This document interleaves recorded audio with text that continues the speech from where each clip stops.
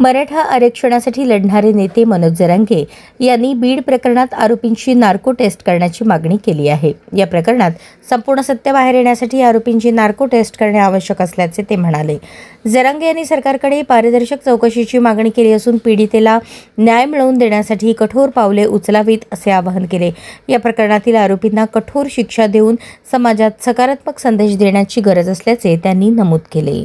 कंपाऊंडरच्या नावाखाली, डॉक्टरांच्या नावाखाली यांनी खूप मोठं तिथं षडयंत्र शिजवलंय सोडण्याचं। जर कायद्याच्या मुंडक्यावर पाय देऊन, मुख्यमंत्र्याच्या मुंडक्यावर पाय देऊन हे जर सुटले तर तो तुमच्या जिंदगीची हो, आणि आम्ही सोपं जाऊन नाही देणार। तसं जर घडलं आम्ही सोपं जाऊ देणार नाही। चौथं म्हणणं आहे आमचं, ही सगळे केस अंडर ट्रायल चालवा आणि यांची नार्को टेस्ट करा।